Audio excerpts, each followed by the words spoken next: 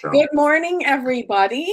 My name's Elena Campbell. I'm president of the Rochester Regional Chamber of Commerce. It's my pleasure to welcome you to our first roundtable discussion with with our newest elected official, our state representative, Mark Tisdel. I want to start out by explaining a few housekeeping rules. We are using Hopin as our virtual event platform. We used this platform for our community outlook breakfast. So if you participated in that, you may be a little bit familiar with it. And we have used it for a couple of our coffee talk speed networking events. So some of you may be familiar through that event. And the Legislative Affairs Committee is sponsored by Oakland University, which brings me to my next order of business, which is introducing the chair of our Legislative Affairs Committee, also the former chair of the Rochester Regional Chamber of Commerce Board of Directors, Lucky Straw, and probably one of the biggest roller coaster rides any of us has ever been through. So he was an extremely valuable leader during that time, someone that I leaned on heavily for input and advice and leadership. And I so appreciate that he was there for us in 2020 and has agreed to continue as our Legislative Affairs Committee. So it's my pleasure to introduce John Young, Vice President of Marketing and Communications at Oakland University. Thanks, Elena. Yeah, it was quite the year, full of experiences, and I want to first start by thanking the chamber staff for everything you guys did during a strange 13 months that we're still in, including pulling off the virtual community outlook breakfast. Kept the humor appropriate and intact, and kept it moving. As Elena said, we do quarterly update meetings. We'll also be hosting some candidate information sessions as we get into 22, and we do promote sharing information at the state, local, and national level as it relates to our communities. So without further ado, it's my pleasure to introduce Representative Mark Tisdel, former Rochester Hills City Council President from 2015 through 2019, a principal at Backus Payne and Associates, a Port Huron native. Went to Port Huron Northern High School and studied journalism at Drake University. Married to his high school sweetheart, Susan. They have 2 children, 5 grandchildren, 30-year resident of Rochester Hills, active on several fundraising efforts, a great community citizen. Mark serves as the vice chair of the Tax Policy Committee and a member of committees related to health policy, insurance and families, children and seniors. Mark, we'll turn it over to you for some opening comments. Thanks for joining us. sure. Well, as you've named off my committees, which is where I usually start, it was a great honor to be named to be appointed vice chair of the Tax Policy Committee. Tax policy is a great passion of mine, and of course, I've been 40 years in healthcare related industry. Operating room supplies, cardiovascular implants, and then 30 years in the medical malpractice or medical liability insurance industry. So hence the assignment to the insurance committee and assignments to health policy. And then families, children, and seniors have a great overlap between obviously health policy and insurance. So very pleased with my committee assignments, and I as an incoming newbie, couldn't ask for more. The first 90 days have been relatively action-packed. We've passed a multi-billion-dollar supplemental, much of which has been vetoed twice. Elections reform through the House, ethics. And then just recently, a 15-bill bipartisan healthcare reform package that went through the health committee and it's like I say, it's been an action-packed 90 days, and it's a great place to work, great place to show up every day. Very impressed with the quality of the staff. As I was telling Elena, the research resources that are available, and again, just the quality of the people that are there trying to work on behalf of the citizens of the state of Michigan every day. And it's, like I say, it's great to be there, and it's a great place to show up and work every day.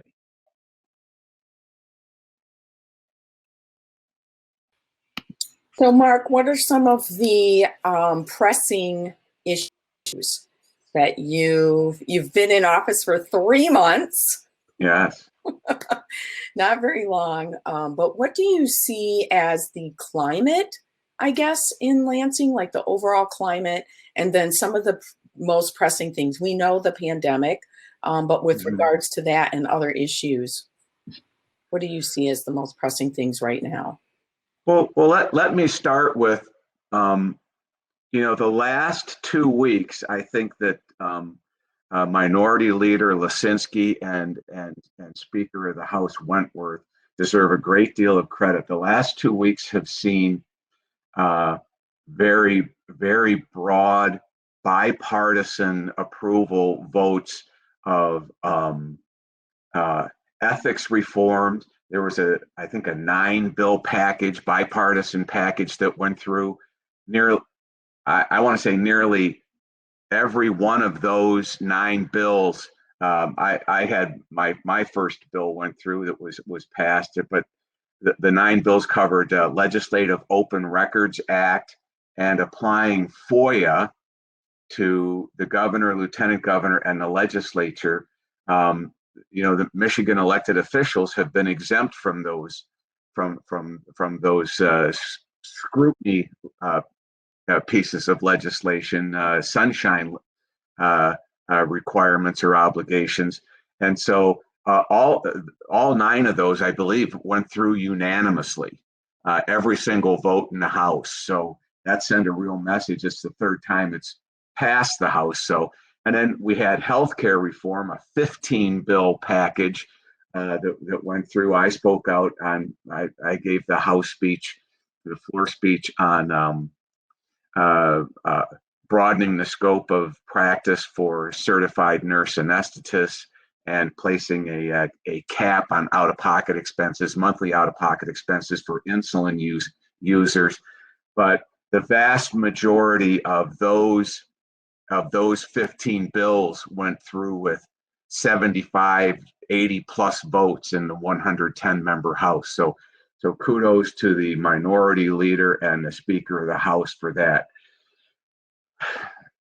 On a less positive note, the House passed 4 weeks ago now, back in February, maybe even more than 4 weeks ago, a $4.3 billion COVID supplemental appropriation, 90% of which was federal money to be distributed.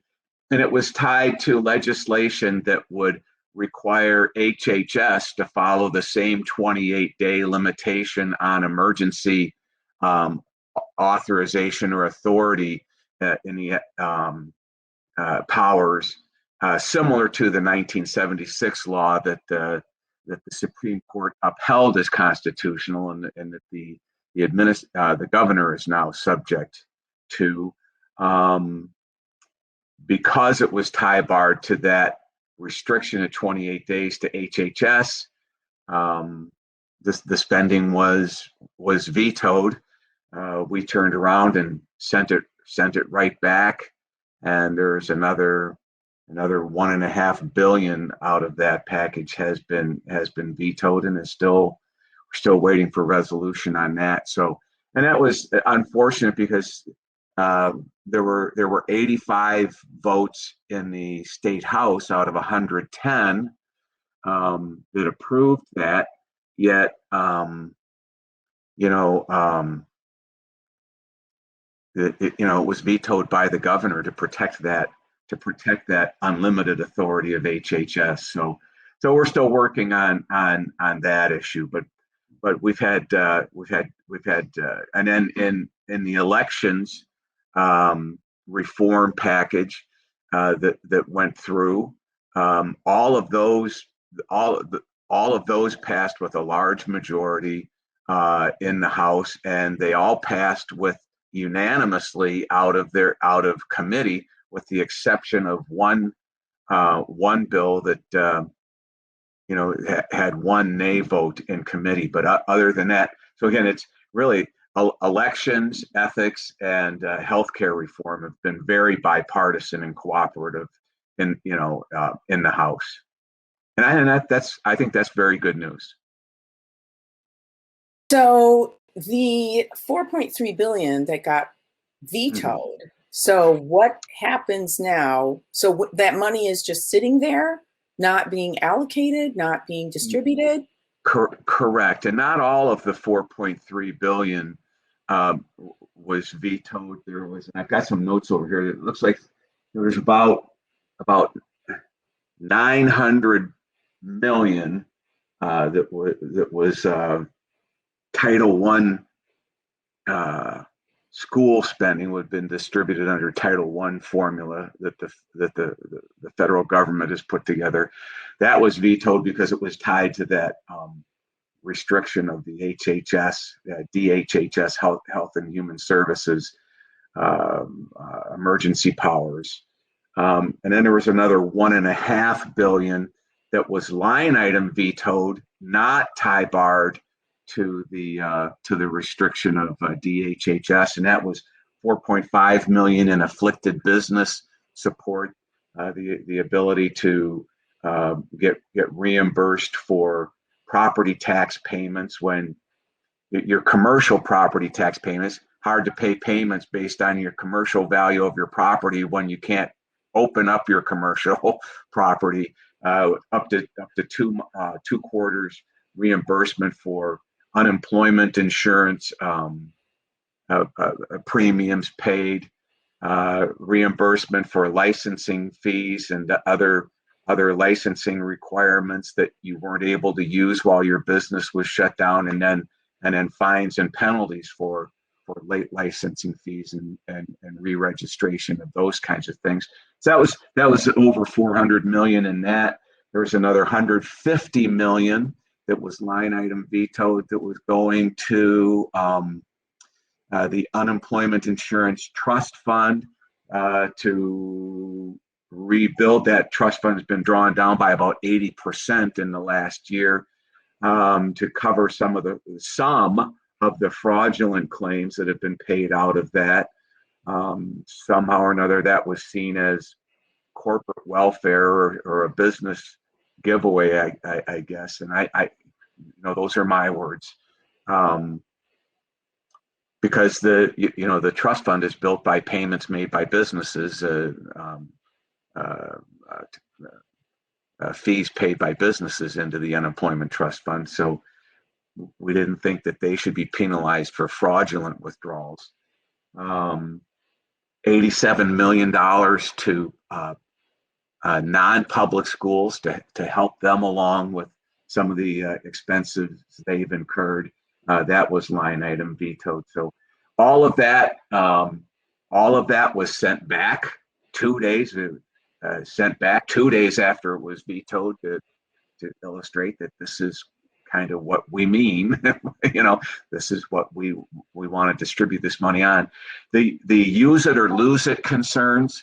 Of course, all money comes with strings attached from the federal government, and there is some validity to the use it or lose it, but really it's not. There's some has to be spent by the end of the fiscal year. Some has to be spent or appropriated by the end of the calendar year, and a good portion of that, if it's appropriated by the end of the calendar year, doesn't need to be spent until the end of the next fiscal year. So there's a lot of time out there, and all of these budgets have little different requirements. Supplemental nutrition budget is running low and needs to be refurbished, and they've gotten some additional funding push that direction. But all of these budgets have some different deadlines, different requirements, and so it isn't like if we don't spend it in the next 6 weeks or appropriate it by the 4th of July or something, that it's all gone. So it sounds like, thankfully, we don't have huge restrictions on when the money has to be allocated.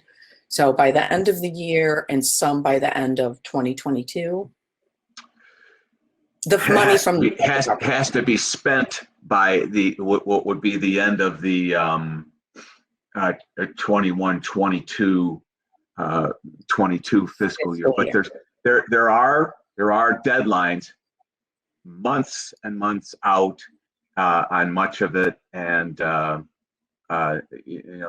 that's not really our concern right now. It's disappointing that there is money sitting there, right?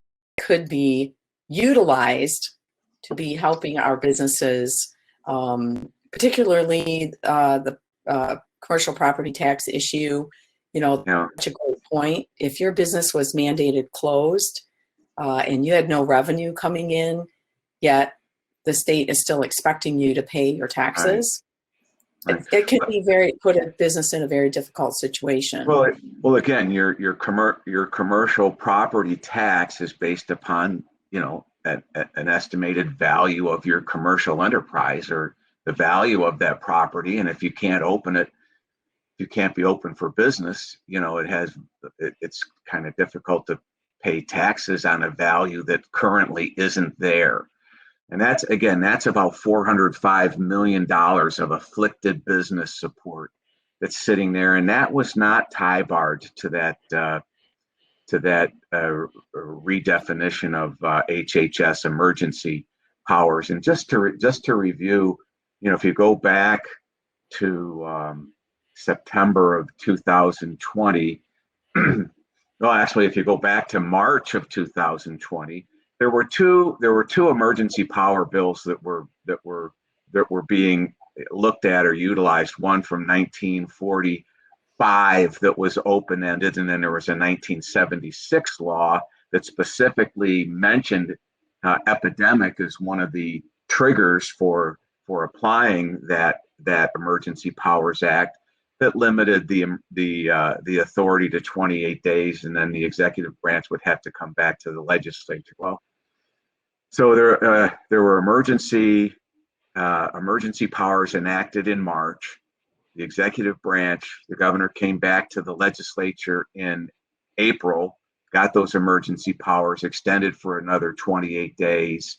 And then that was the last time that the executive branch came back to the legislature asking for a 28-day extension, moved over to the 1945 Act, the one that did not have epidemic in the definition of when it would be triggered. And then the state was operating under that act in September. The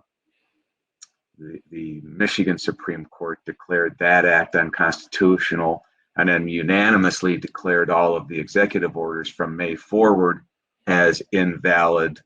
And then 8 days after the Supreme Court acted or announced that 1945 law was unconstitutional, that's when the Department of Health and Human Services issued its first executive order with an unlimited time span on that. So that's a little of the history there, and that's what we're trying to, just get some cohesion or some consistency.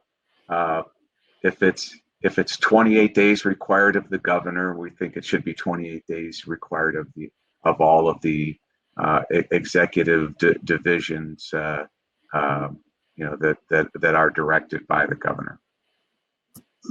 So another issue I'm sure you heard,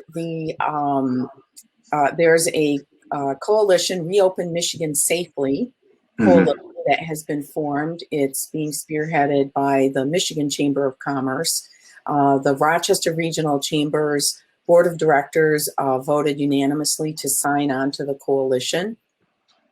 So this coalition is addressing the ban on in-person office work. So that the current ban, which expires on April 14th, the governor has a work group to discuss and make recommendations on ending that ban or extending that ban. I participated in a call with the head of that work group last week, and he said they would be 4 to 6 weeks before they make any recommendations to the governor. What's your view on lifting or not lifting the ban on in-person office work? Well, I heard. Well,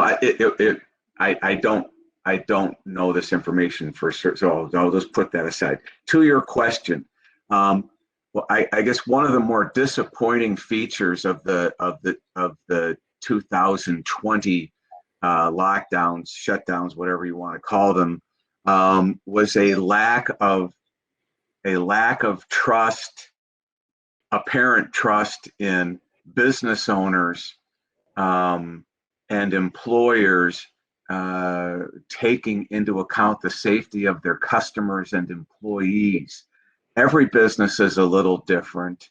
Every office space is somewhat unique, and I think you have to appreciate the fact that employers are not going to put their employees at risk so they can get another week's or months or quarters worth of revenue. It's not like, particularly in this employment market, it's not like good employees are just, falling out of the sky. So there seemed to be a lack of confidence or trust in employers and businesses to value the health and security and safety of their employees and customers. And ultimately, employees and customers will decide if the business place is safe to go back to. Just because you open up your business doesn't mean people are going to come flocking in. If they walk in the door and they don't feel safe, they're going right back out. But you have to understand, and a component in this is that all of these lockdown or shutdown features are mitigation strategies. They're designed to slow the spread. They are not eradication strategies. So when they are lifted, you are going to see an increase in case counts, and we can talk about case counts in a little bit as well. So that's just one of the realities. Locking down, shutting down the economy does not eradicate the virus. It just flattening the curve. It just spreads out the timeline over which it spreads. So as you lift these mitigation strategies, there's going to be an increase in cases. But then you have to decide what is the risk? What does it mean to me if I'm infected with COVID-19? 84% of the time it's asymptomatic or very mild symptoms. And we know that as you get to 65, my age, 70 or above, then you're starting into 3/4 to 80% of the deaths are in that age category. And so we know who the very at-risk population is. And so that's something that businesses can take into effect, take into account, and design their reopening strategies, keeping the most at-risk employees and customers in mind, and trying to come up with, continuing to come up with creative ways to address their needs. I think that's one of the really amazing things that we saw were some extreme creativity and innovation that our businesses did to ensure the safety of everyone, their employees, the public, the community. It was absolutely awe-inspiring, really. to see how quickly so many came up with creative solutions. And not only creative solutions, but considerable expense. And then many of them that went through that creativity and that expense were subsequently told to shut back down after they had complied with all of the direction and guidance that was given. And so this is where some afflicted business relief is really necessary and responsible, to get those dollars out right now. And let me add a couple more things as we're talking about cases and lethality. If you look particularly in Oakland County, what we experienced in November, December of last year, and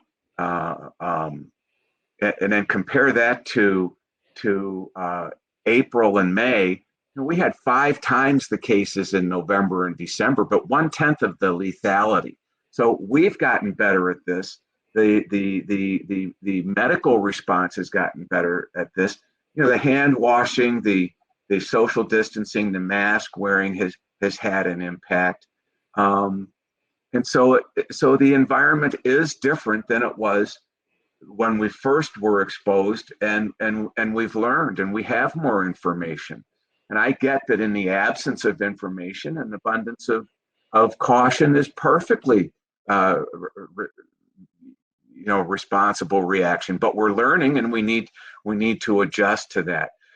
I will say the other thing that we have to be aware of is that there are 3 unique variants that are out there right now: the Brazilian, the South African, and the UK, that are starting to be identified in the U.S. and as the snowbirds, as our residents that have been out of state for the winter return, they're going to be bringing a mix of these exposures back to the cocktail. Even if many of them are vaccinated, which I certainly hope they are, and encourage people to become vaccinated. But the vaccines from, I think, the J&J, Johnson & Johnson one-shot vaccination has an effective rate of 75%. That's 75% effective against any symptoms. They're all 100% effective, or nearly 100% effective against hospitalization and death.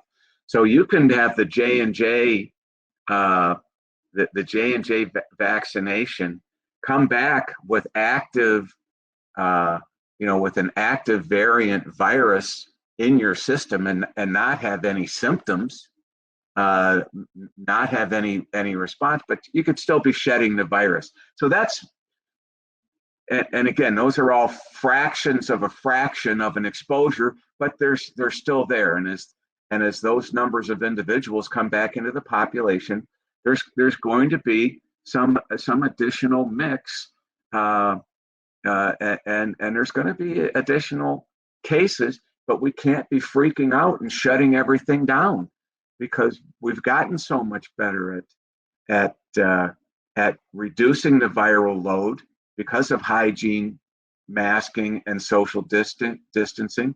And we've gotten better at a therapeutic response to these and early recognition. So those are all things that go into it. And I trust businesses and employers to value their employees and customers and make the needed and necessary adjustments. Right. We've come so far, you're right, with information and knowledge, early treatments. So much has changed since last March. I mean, remember last March when they were telling, they didn't even have tests. Right. Well, there were tests available from Germany, Japan, and South Korea, but the FDA rejected those and gave complete authority for USA testing to the CDC. And so that delayed tests getting on the street. And remember, the first batch of CDC approved or manufactured tests, or that they outsourced, were flawed. Remember, the reliability of those tests. So So there was a 4 to 6 week stretch of delayed testing. But again, that was, it was, it had the appearance of a turf war. No, we'll control this, and so that was frustrating. But obviously and thankfully that's behind us now. And again, the amount of information that we have about this is significantly increased, and therapeutics and testing dramatically improved. So we have a couple of questions. John, you have a good question. Would you like to ask it? Now you're under the gun, John. It was qualified as a good question. Well, thanks for the great economic perspective, and I think Lansing is addressing that. There are a number of other lingering effects that are going to intertwine. The mental health aspects that we've heard a lot about connected with schools, but schools affect parents and grandparents, and most of these things intertwine. Is there work or conversation or things set up to look at as we get out from this, dealing with the lingering effects from what we've been through the last 14 months? Well, mental health is a huge issue and an underfunded issue with or without the COVID responses. Yeah. And right now, and you may have an appreciation for this, John, right now, HHS is 50% of the total budget. It's 50% of the general fund. We spend twice as much right now on mental health in the state as we do on higher education. Right. So you've got all these competing demands and wants and very legitimate needs out there. When you take, and I try and preach this all the time to anyone that will listen, and so I have a captive audience now.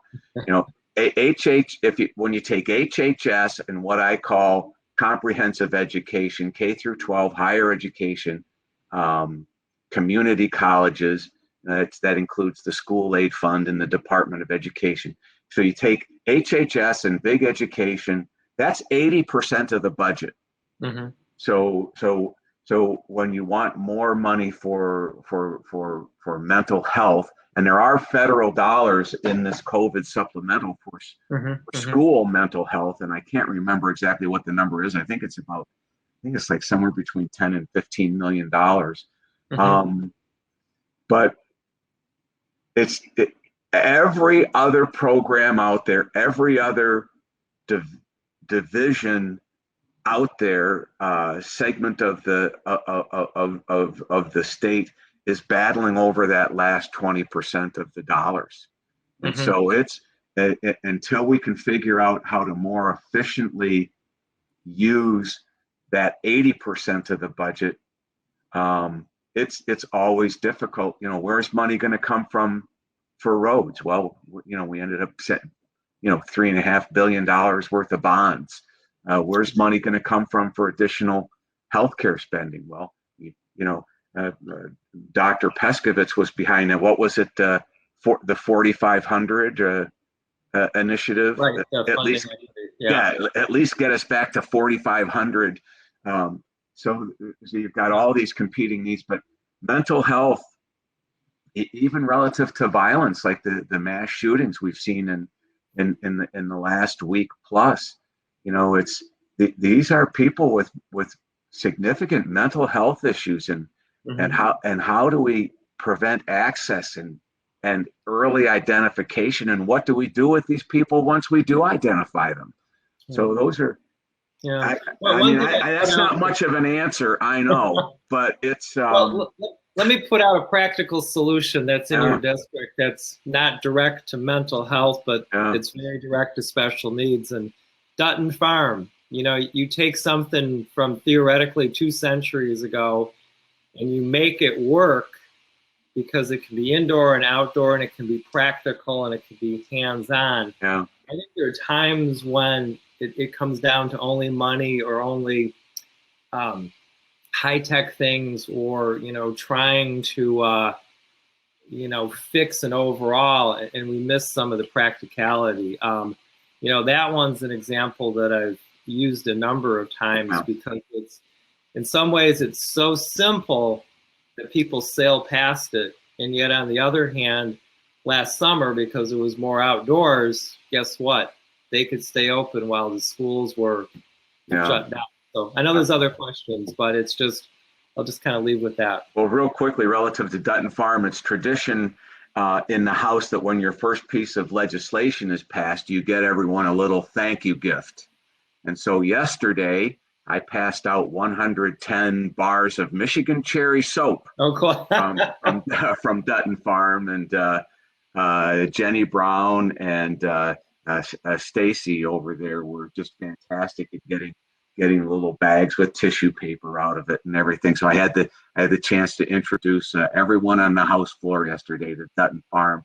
But there again, and as we talked earlier in the roundtable here, every dollar that's released out of the state has strings attached to it. And sometimes those programs like Dutton Farm that are almost too simple, they fall out of that oversight, distribution, requirement matrix that's attached to all of this money as it's coming out, and it can be very frustrating. COVID-19.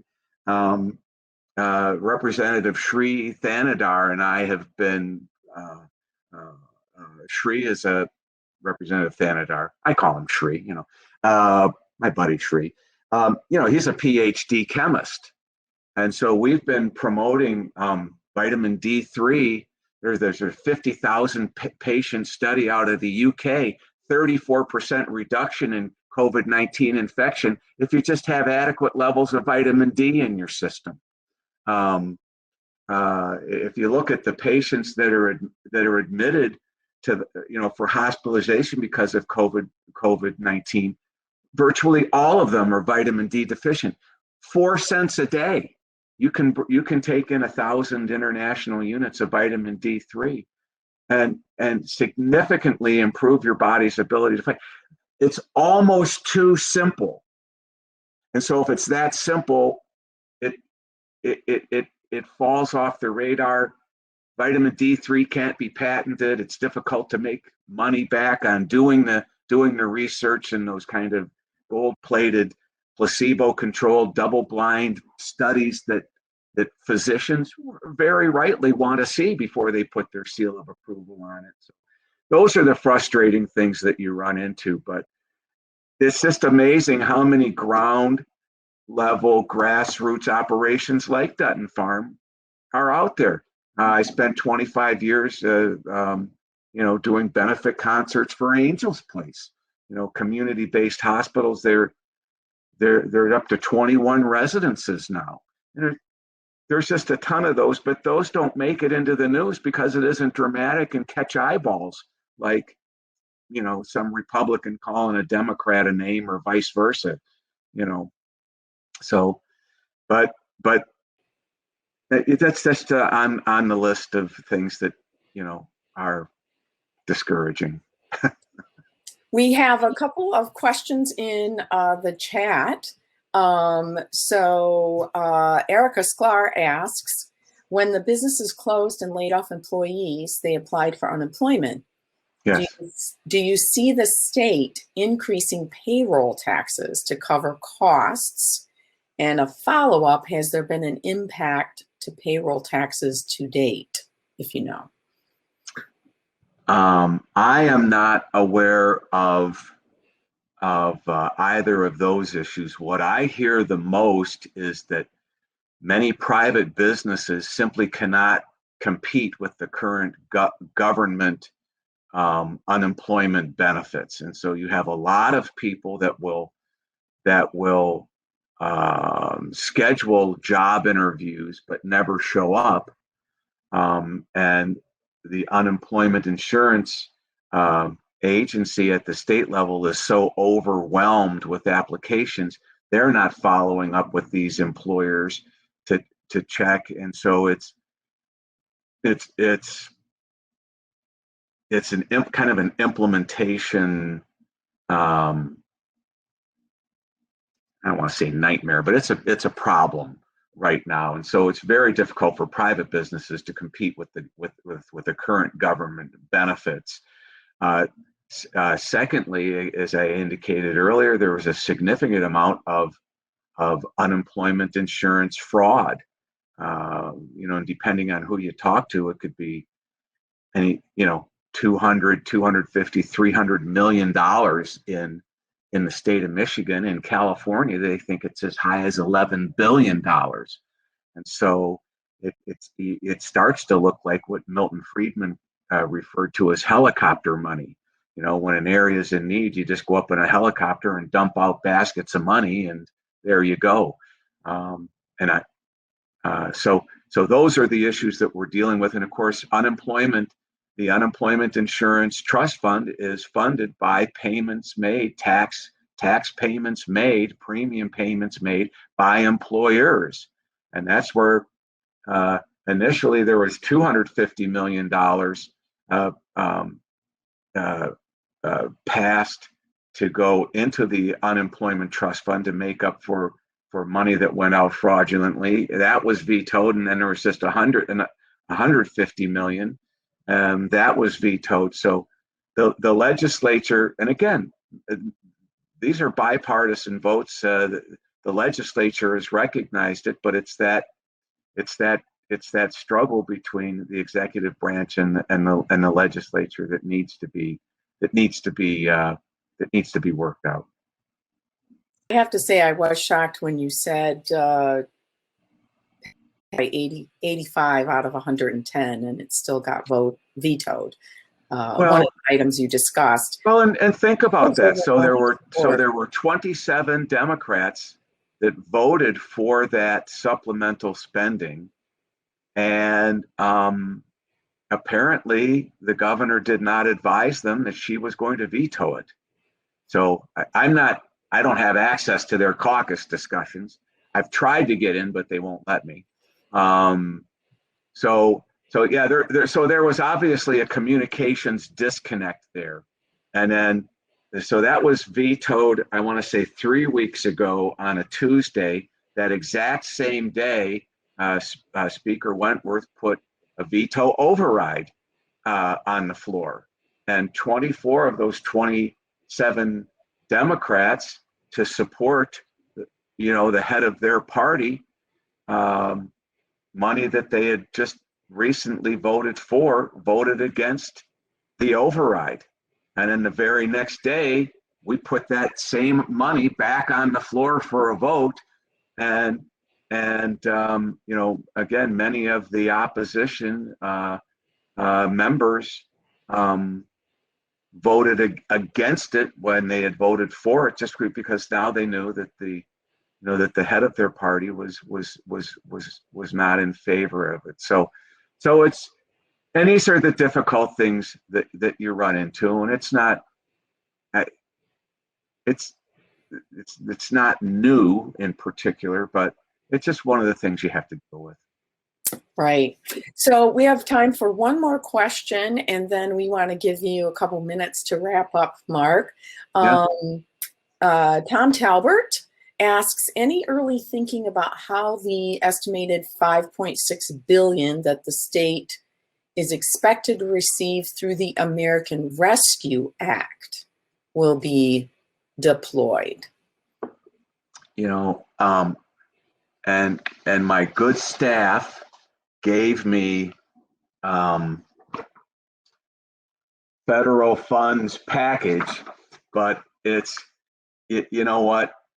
I'll share this with Tom, and then maybe Tom, if you would please get it to Elena and make it available to. I have not, with healthcare and ethics in the last 2 weeks, I've not been buried myself in the 1.9 trillion that was just passed. So I can't tell you, but it's not because my staff didn't give me the information. I have it. I'm just unfamiliar with it. We're still trying to figure out how to appropriate and distribute the last federal batch that we got and get cooperation. Do that with the cooperation and assistance of the legislative branch. I certainly commiserate with you. I know things have been fast and furious, over the last year with, it's been so difficult for all of us to keep up with changes, not only in, what we can and can't do, but also the, new programs and resources that were being made available in quick succession, which was wonderful. But difficult to keep up with and know all the rules and all the application deadlines and where are all the, where are all the resources, that I can take advantage of, and then how do I take advantage of them and as a business owner? And so we feel your pain.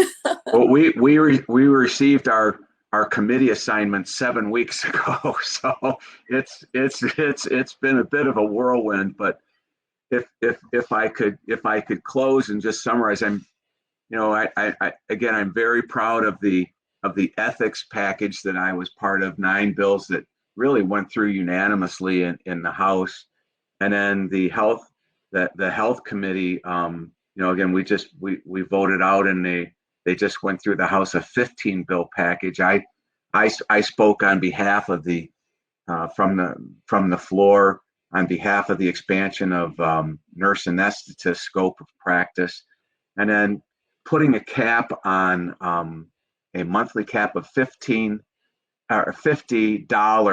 per prescription for insulin users. And there's a lot of maybe mischaracterization or misunderstanding of some of these 15 bills that just went through on healthcare reform. And what we're trying to do is bring to light some of the practices that go on behind the scenes that are anti-market, that are anti-competitive. And with insulin, for example, there are three companies that are authorized to sell insulin in the United States. And they're very great companies that provide all sorts of life-saving medications in other areas. But insulin is what's referred to as a biologic agent or a biologic therapeutic. So it uses animal tissues or fluids. It's a complicated manufacturing process, which is protected by federal trade secrets regulation, which I get that. That's a good thing. So if you're trying to enter the market with what's called a biologic follow-on, something that's similar to the authorized biologic, but since you don't have the access to the patented formula or the trade secret protected manufacturing, it's not the same. Or there's what's called a biosimilar, which is a chemical or synthesized reconstruction of the biologic. Since the FDA can't qualify those as interchangeable, you would have to come up with a means of manufacturing them and then get them approved. And then you have to come up with a means of delivering those newly approved, because the devices and the pumps of the current products from the big three that are out there right now are also patented. So it's just this layer after layer after layer of obstacles to entry that make it unprofitable or less profitable. Saying this was specifically designed to keep competition out, but that's the result. Regardless of what the intent was, that was the result. Meanwhile, in the last 20 years, the cost of insulin has increased 6 to 7 fold. And And so does putting a cap on the monthly expense address on all those underlying issues? No, it doesn't. But it pushes the pain from the individual users that are just trying to get the insulin they need to stay alive for the next month. It pushes the pain, unfortunately, to the employers that are purchasing the healthcare plans and the healthcare plans themselves that are picking up the remainder of the tab. Those larger, better organized, better funded, better politically represented organizations have together and start to raise a stink. And until that happens, nothing in Washington, D.C. is going to change.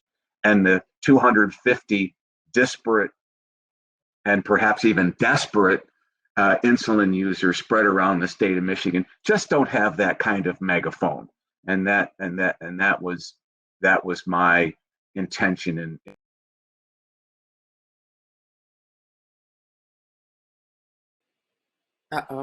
very aggressively pushing that particular bill. Right. Right. Hey, it's all simple, right? Nothing seems simple these days anymore. That's for sure.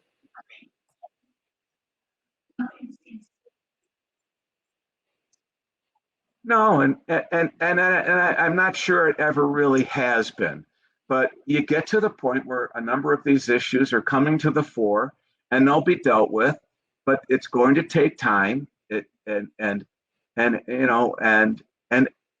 as you indicated, there's a degree of complexity. Whether it was John's question, Tom's question, Erica's question, there's a degree of complexity to everything, and you put the shovel in and you start digging, and it's not going to be resolved by the end of my first 2-year term. I'll tell you that. Question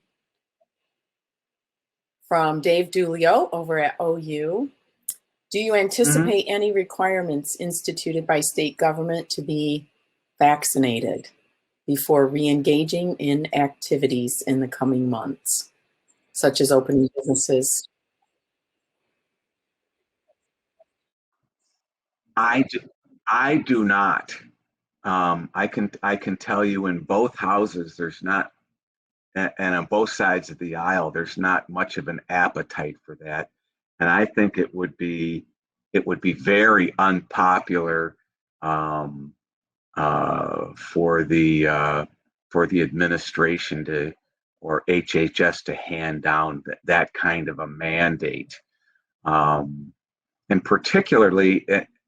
And I know it applies to employers. Employers are not allowed to mandate vaccination at this point because all of the vaccines are currently under emergency use authorization. So right. So I don't think I shouldn't use those words. I will say you cannot force employees or mandate employees to become vaccinated with something that's under emergency use authorization. In the future, once those have full FDA approval, private businesses certainly have that kind of authority, and in many close proximity facilities, like what we've seen go through meat packing centers and some of those kinds of things, that may be fully warranted to require that, or assembly processes that the end of the assembly process, it can't do their jobs if the beginning of the assembly process is all out with COVID-19. So private businesses will have that kind of ability, and much of it may be warranted. But I think with the emergency use authorization, that's not available right now, and I don't see it coming out of Lansing. Or dry. And of course, I could be all wet. Well, we need to wrap up. We're a little bit past the 10 o'clock mark.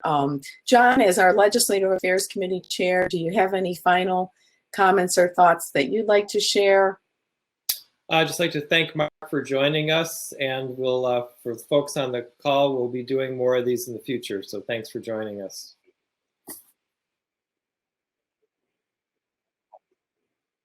Okay.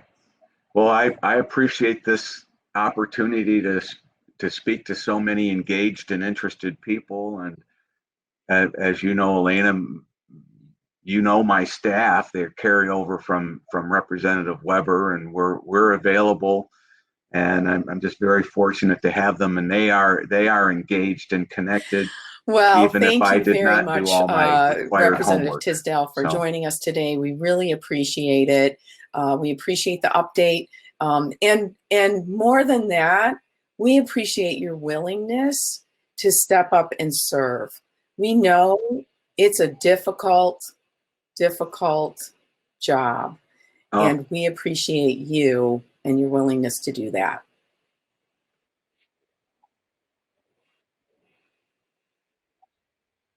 well, thank you. And I hear it's not as hard as spending 12 hours on a construction site or anything like that. You know, a lot of what I did yesterday was push a button voting, you know, so but really, it's been a wonderful experience so far. I haven't made too many people overly mad at me yet, but you know, that could happen. But it's a great place, like I said earlier. It's All a great right. place Well, to show thank up to you work so every much, day, and everybody, for I'm joining us so today. blessed. We did put in the chat box links for the Chamber Day registration, also for our Legislative Affairs Committee meeting. So please, if you're interested in becoming involved, we would love to have you, and we would love to have your voice. Very important today, I believe, as it never has been before. So please join us for one of those. And thank you again to John, our Legislative Affairs Committee Chair, and to Michelle, our behind the scenes troubleshooter.